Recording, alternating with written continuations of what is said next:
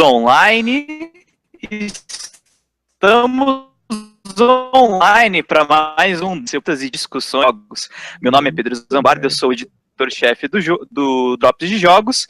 E eu não estou sozinho, estou aqui com o meu companheiro de todas as horas, o meu editor de conteúdo, Cal Tóquio. Cal Tóquio, fale com o leitor médio, com o afegão médio. Salve, Ludonauta! Aqui é Cal Tóquio, editor de conteúdo do Drops de Jogos, o canal que você segue porque a gente fala de tudo no Drops, né? Dos Drops aos jogos, diga-se de passagem, né? Pedrão, o que a gente tem hoje para os nossos internautas? Diz aí. De debate especial essa semana, que não envolve necessariamente uma entrevista. Nós, essa semana, vamos discutir um assunto que rondou um pouco as redes sociais, que é o caso da situação atual da Nintendo, a Big N nipônica. Só para explicar um pouco para as pessoas que estão assistindo esse hangout aqui, essa sugestão surgiu, eu vou explicar para as pessoas. Na verdade, a gente estava planejando uma outra entrevista para essa semana e aconteceram alguns imprevistos com o entrevistado, vocês ainda na mão de vocês, somos com os nossos leitores via Facebook, e aconteceu uma sugestãozinha deles, assim, eu vou citar o nome de algumas pessoas que conversaram comigo, que eu achei que foram muito pertinentes. Uma porção de gente sugeriu pautas aqui. O Elias Ricardo, por exemplo, sugeriu mais um hangout sobre Pokémon GO, ou um exclusivo sobre o NX da Nintendo. Eu achei um pouco repetitivo a gente voltar a falar desses temas que já foram temas de drops passados. Ele sugeriu depois a reedição do NES e do Mega Drive, que vai acabar entrando nessa pauta que nós vamos abordar aqui. Ele sugeriu também o Mitomo, que é o aplicativo que chegou nesta quarta-feira, está disponível gratuitamente aí para quem tem smartphone, iOS ou Android. E aí teve uma porção de outras pessoas que sugeriram outros textos, sugeriu consoles clássicos, o Felipe Rocha, Ederal, nós fizemos ensino médio juntos lá, sugeriu outro sobre realidade virtual, eu achei também um pouco repetitivo. Teve gente que sugeriu esportes, por exemplo, o Gabriel Ribeiro, que é um cara que trabalhou comigo lá no Tech Tudo, ele falou do Wendel Lira abandonando o futebol profissional para entrar como jogador profissional de FIFA, né? Muito bem, muito legal.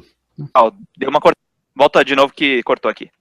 Não, tá muito. Eu acho que assim, de fato surgiram muitas pautas, né?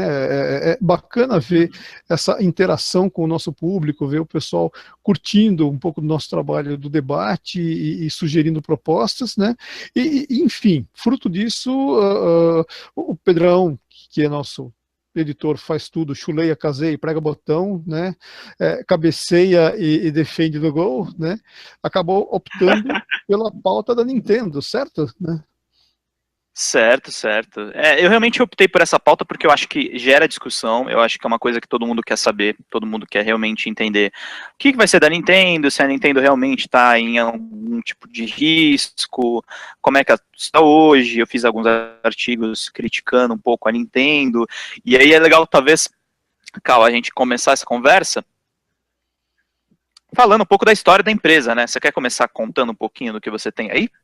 Então, a Nintendo, ela, enfim, né, todo mundo conhece ela ela ficou famosa talvez pelos consoles, né, por todo esse trabalho realizado, talvez mais maciçamente desde Donkey Kong para cá, do arcade, né, da máquina de fliperama Donkey Kong, né, que foi o primeiro grande sucesso do Miyamoto, enfim. Essa é a parte talvez mais conhecida da história da Nintendo, mas o que talvez alguns não saibam, quem acompanha, quem é estudioso do tema, quem se interessa pelo assunto talvez já saiba, mas o que alguns talvez não saibam é que a Nintendo, que é uma empresa com mais de 100 anos de existência, né, ela começou fazendo Hanafudas, né, aí você vai perguntar, o que é Hanafuda, né?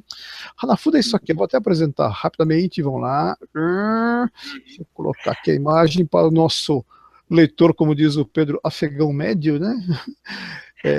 Antes do Cal mostrar as imagens, eu só vou explicar rapidamente. A Nintendo ela foi fundada em 23 de setembro de 1889 pela família Yamauchi, que foi inclusive presidente da empresa até tempos recentes, nos anos 90 eles ainda eram os líderes do clã.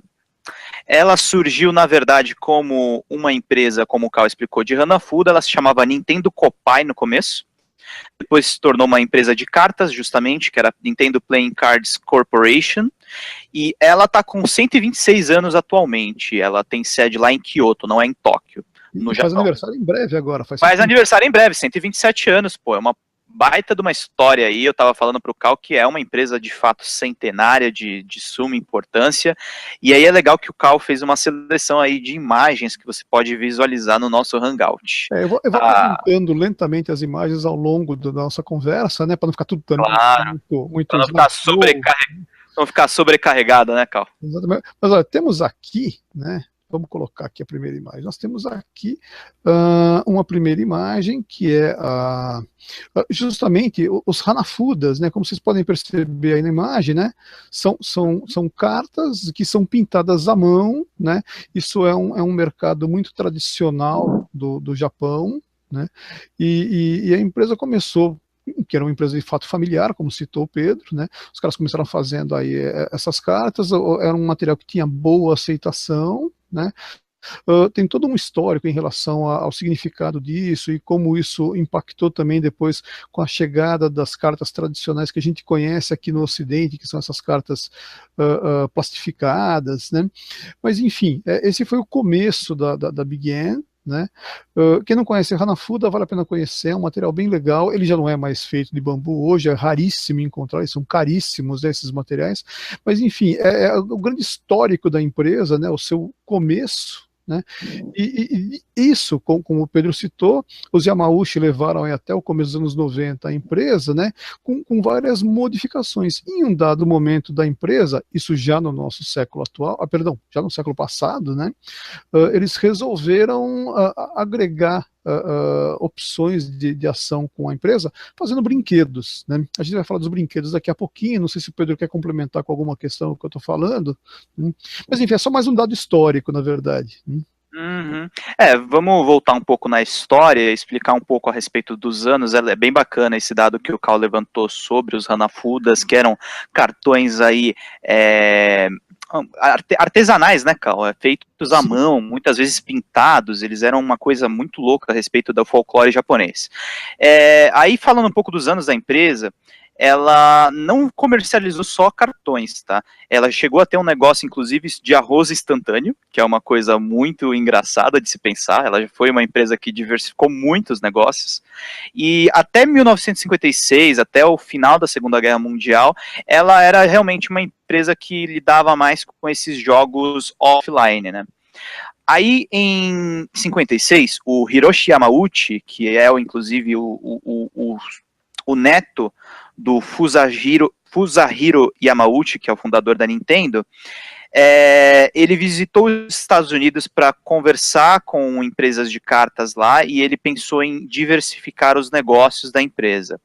Eles fizeram experimentos em outras áreas de negócio entre 1963 e 1968, chegaram a ter uma companhia de táxi também, chamado Daya.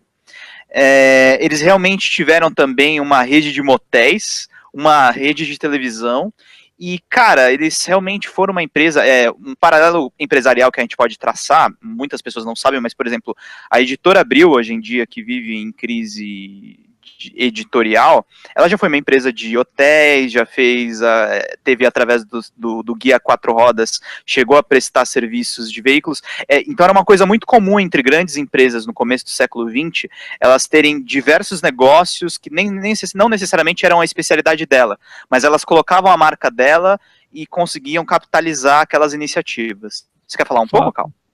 Não, enquanto eu estava falando, eu queria mostrar uma outra imagem bacana aqui também, que é justamente um pouco dessas mudanças da empresa, né? A gente tem aqui uma imagem, eu vou pegar, né?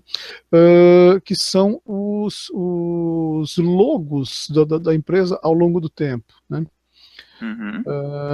E essas mudanças todas, já tá visível aí agora, né, Pedro? Né? Tá visível. Enfim, Você vê, inclusive, que a Nintendo que nós conhecemos, ela vai aparecer ali em 1960, 1965. Exato. Ela era uma marca muito diferente. Sim, correto. Era uma marca que apostava em cartas mesmo, era uma coisa muito diferente. até esse período aqui de 50 a 60, está bastante destacada essa coisa da Nintendo Copai, né, por meio da imagem daqui do Copas, que é um ícone característico das cartas de baralho convencional, né, como a gente conhece aqui no Ocidente, né, e é bacana ver essas mudanças todas, como o Pedro está falando, quer dizer, são várias facetas da empresa que foi se aperfeiçoando, que foi buscando caminhos, né, como empreendimento e como negócio mesmo, e não necessariamente como assim, quero fazer uma fábrica de brinquedos, eu quero fazer uma empresa de videogames, né? A ideia é criar um negócio que se autossustente, né? Até encontrar um nicho em que a empresa sobreviva de fato, né? Enfim, tem coisas bem interessantes, a gente vai mostrar mais imagens aqui, né? Eu tenho mais coisas bacanas aqui depois dos anos 70, mas vamos seguindo em frente aí. A outra grande mudança na Nintendo, ela vai acontecer, que na verdade foi a revolução dos games em si. Os games, eles surgiram em 1965, 1967, mas eles estavam numa fase muito experimental.